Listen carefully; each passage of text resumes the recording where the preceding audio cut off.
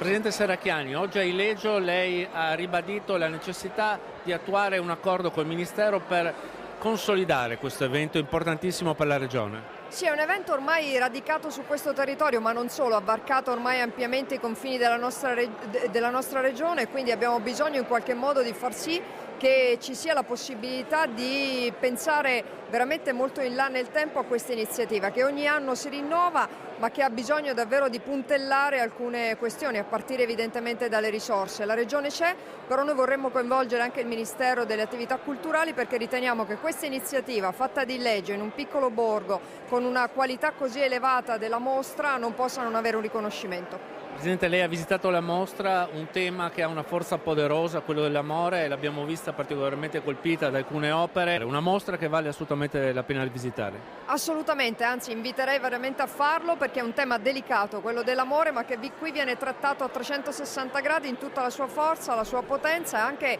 la necessità spesso di capire quelli che sono i contorti meccanismi umani, quindi veramente consiglio di vedere questa mostra, ha un valore aggiunto, una cosa in più. Don Giaretti, curatore della mostra, una mostra che ha una potenza straordinaria perché declina l'amore. Lei ha fatto un intervento che ha commosso la platea perché ha ricordato la potenza dell'amore ma anche quello della fede. La forza dell'amore è la più trascinante della vita delle persone e dei popoli. La mostra è una meditazione su questa forza, ma anche sulle insidie che deve affrontare e coraggiosamente superare. Fino alla domanda finale, il duello tra l'amore e la morte, da chi sarà vinto? Il credente non ha dubbi, sarà vinto dall'amore, ma anche il non credente, quando conclude il percorso della mostra o ripensa alle persone che ha nel cuore, non può che almeno augurarsi che ci possa essere un riscatto finale. Velocemente, se possiamo ricordare alcuni degli autori importanti per anche invogliare le persone a visitare questa mostra. È una mostra che colleziona davvero firme altissime e opere mai viste, capolavori attraenti.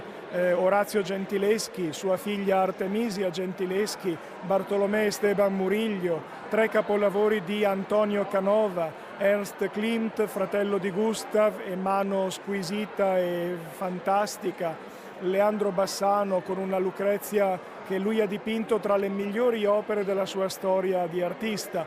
Solo per ricordarne alcuni, e si va dal Trecento senese, tavole dorate scintillanti, fino al romanticismo e al primo Novecento, con autori che sentiamo molto vicini a noi come il post-impressionista Ivan Tishov di Zagabria.